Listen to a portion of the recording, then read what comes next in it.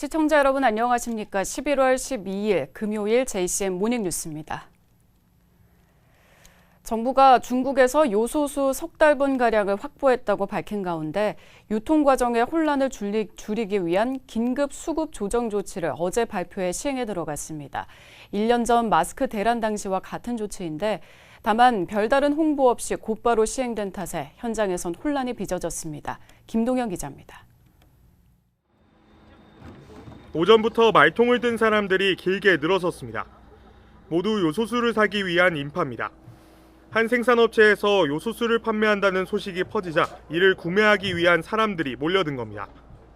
이틀 동안 10,000리터가량을 팔았는데 이마저도 모두 오전에 동나면서 많은 사람들이 분통을 터뜨렸습니다. 아까 차 끌고 차 돌린다고 없다 그래. 요소수 우리 4천원에서 얘가 60리터씩 넘어 서울 세번비 못 가는데 24만 원 주고.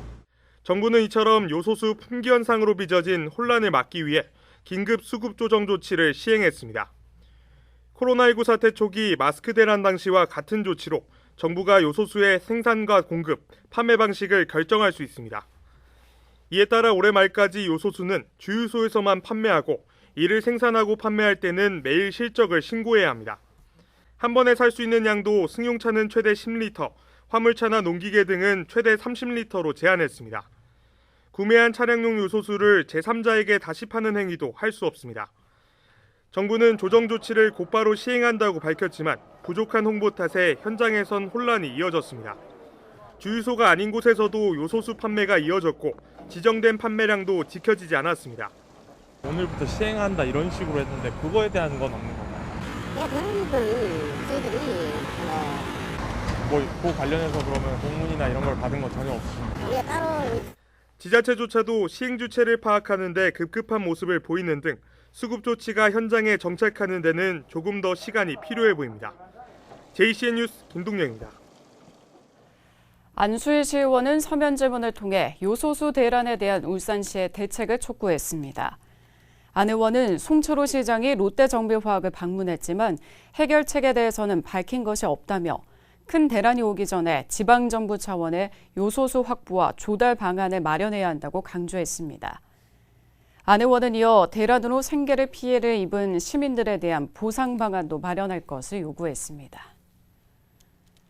어제 울산시 문화관광체육국을 대상으로 한 행정사무감사에서 울산국제영화제의 명칭을 바꿔야 한다는 지적이 제기됐습니다. 황세영 시의원은 80여 개 상영작 가운데 해외 참가작은 28편에 그치고 있고 전국의 영화학과 학생들이 주로 참여하고 있다며 미래 영화인 육성이 취지라면 영화제 명칭을 변경해야 한다고 주장했습니다. 또 이미영 의원은 울산의 국가기념물이 한 점도 없고 무형문화재의 경우 타 지역의 3분의 1 수준이라며 울산시가 문화재 발굴에 소홀하다고 지적했습니다. 고호근 의원은 구미 시민들이 반대하면 운문댐 물을 가져올 수 없다며 맑은 물 확보 대안 없이 수문을 설치해서는 안 된다고 강조했습니다. 국민의힘 울산시당은 어제 기자회견을 열고 지난 10일 더불어민주당 진상규명 TF가 제기한 김기현 원내대표에 대한 의혹들에 대해 반박했습니다. 국민의힘은 해당 부지가 보전관리지역, 보전산지 등으로 지정돼 건물 축조와 개발 등이 엄격히 제한된다며 도로가 날 경우 개발이 가능한 부지로 바뀐다는 주장은 터무니없는 주장이라고 지적했습니다. 이어 SNS에 올린 사진은 지난 2018년 모 방송국의 보도와 관련해 사실관계를 확인하는 과정에서 담당 실무자로부터 보고받은 공식적인 자료라고 밝혔습니다. 국민의힘은 민주당의 주장이 허위 사실로 밝혀질 경우 법적 책임을 분명히 져야 한다고 경고했습니다. 오는 19일부터 21일까지 중구 원도심 일원에서 개최되는 마두이 축제 시가 행진에 사용될 마두이 몸통줄 제작이 어제 완료됐습니다. 마두이 축제 추진위원회에 따르면 지난 9월 말 마두이 몸통줄 제작에 들어가 어제 몸통줄 암수 각 60m 제작을 완료했다고 밝혔습니다. 마두이 몸통줄은 축제 기간 시가 행진 시 주민들이 직접 들고 원도심 일대를 한 바퀴 돌고 난 후 태화강 둔치에서 암수 몸통줄을 연결하는 비녀목 삽입 행사를 진행할 예정입니다. 우여곡절 끝에 부활한 마도이 축제 개최와 관련해 박태환 중구청장의 발언을 들어보겠습니다. 올해는 마도이 축제는 못하더라도 주민들이 함께 참여해서 줄을 만들고 또 시가행진을 함으로써 마도이 축제의 그 기억을 더듬는 그런 올해의 준비를 하고 있습니다. 많이 오셔서 마도이를 함께 즐기시는 시간이 되었으면 좋겠습니다. 중구청이 오는 18일부터 20일까지 3일 동안 성남동 호프거리에서 2021 성남 나이트데이 행사를 개최합니다. 코로나19 영향으로 2년 만에 다시 열리는 성남 나이트데이 축제는 위드 코로나 시대에 맞춰 주민과 관광객들을 위한 신나는 공연으로 꾸며질 예정입니다. 이에 따라 호프거리 아케이드 공간에는 화려한 클럽 분위기의 조명과 무대로 꾸며지고 인기 연예인들의 다양한 공연 등 젊음의 열기로 흥겨운 가을밤을 연출할 계획입니다. 수능을 앞두고 10대 감염이 잇따르고 있습니다. 울산의 한 중학교에서 시작된 집단 감염은 고3 수험생에게까지 이어졌는데요. 수능을 앞두고 긴장감이 커지고 있습니다. 구현희 기자의 보도입니다. 임시 선별검사소가 들어선 울산의 한 고등학교.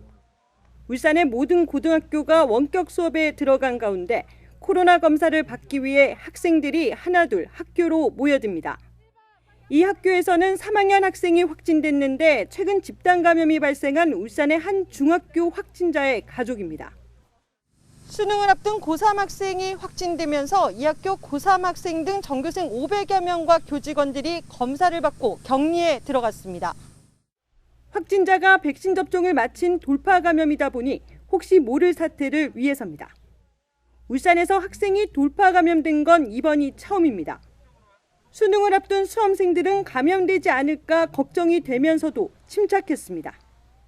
진짜 수능 얼마 안 남았는데 확진자 나와서 많이 당황스러웠는데 그래도 이제 더 이상 확진자 안 나왔으면 좋겠고 또 이럴 때만큼 멘탈 잘 잡아서 다들 좋은 성적 받았으면.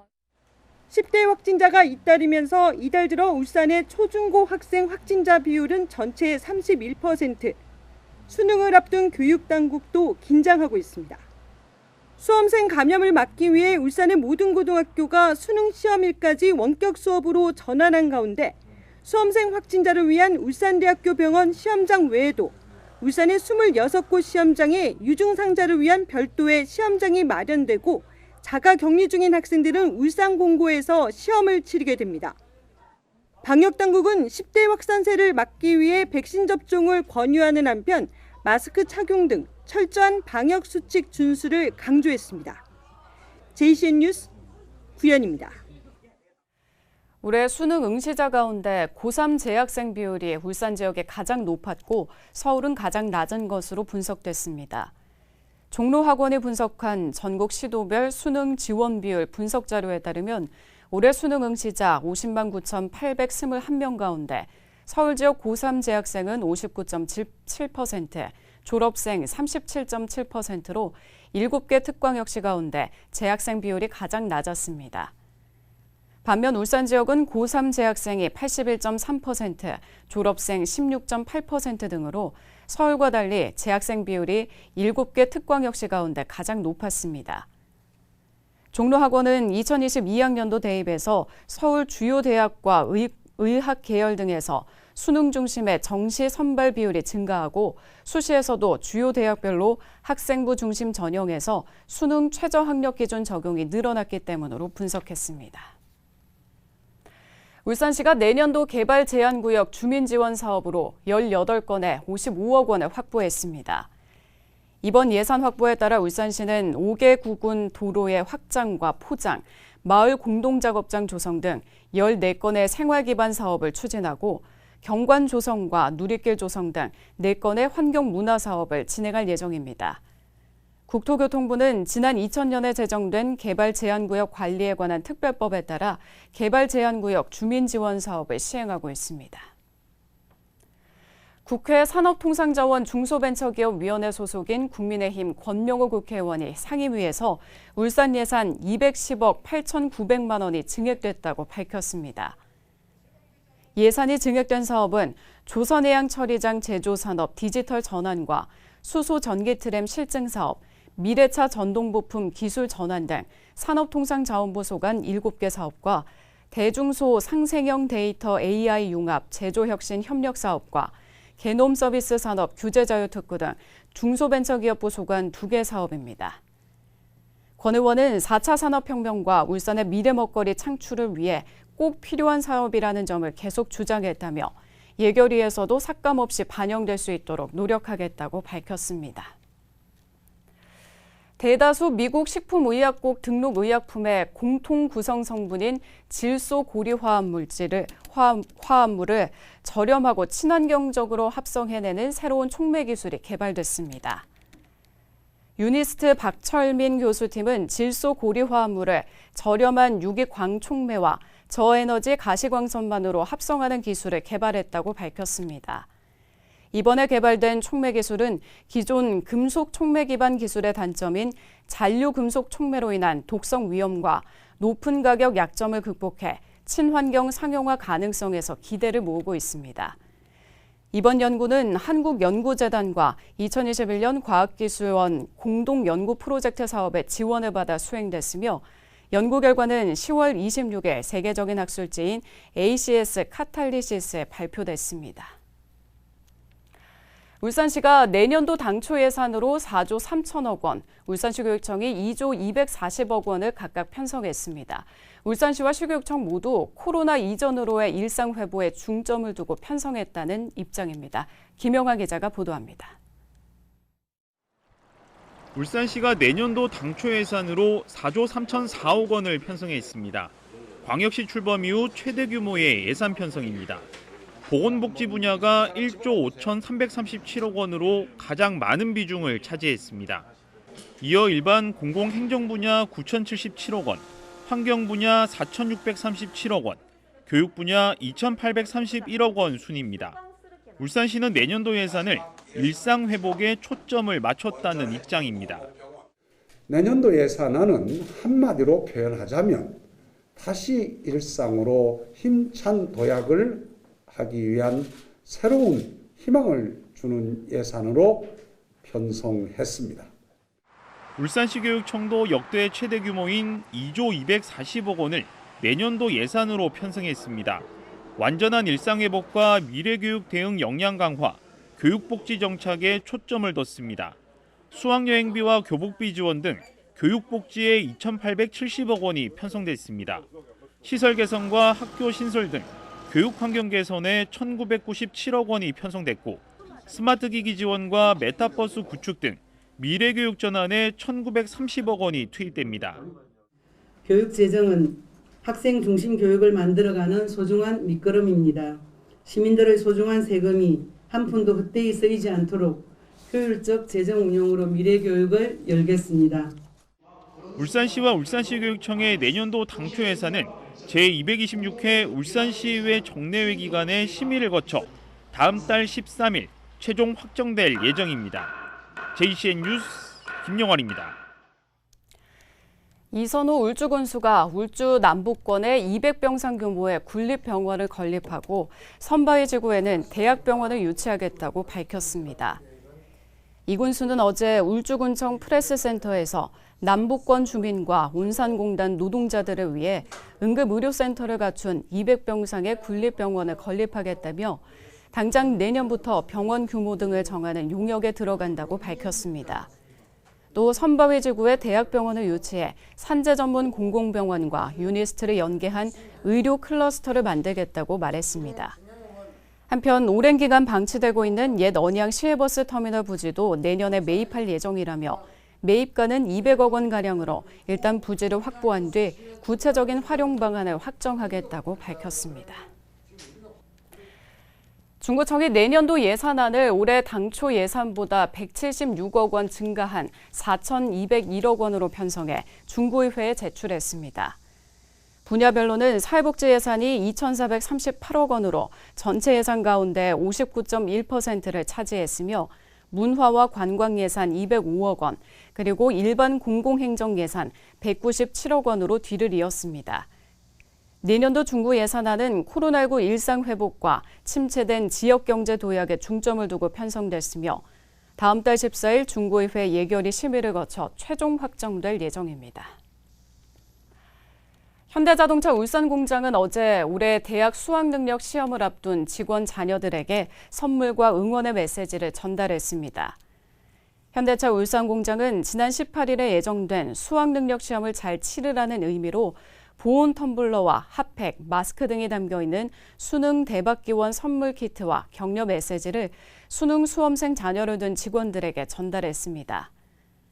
현대차 울산공장 직원 자녀 가운데 올해 수능 시험에 응시하는 수험생은 980여 명으로 현대차는 지난 2009년부터 직원 자녀 수험생을 격려하기 위해 초콜릿과 찹쌀떡, 화과자, 손난로 보조 배터리 등을 지급해왔습니다.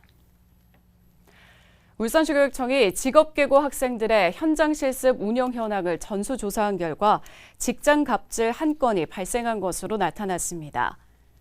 시교육청은 지난달 18일부터 30일까지 학교와 기업체를 대상으로 실시한 현장 실습 전수조사에서 전체 137곳 가운데 한 곳에서 학생이 상사로부터 심한 말을 들은 것으로 확인됐다고 밝혔습니다.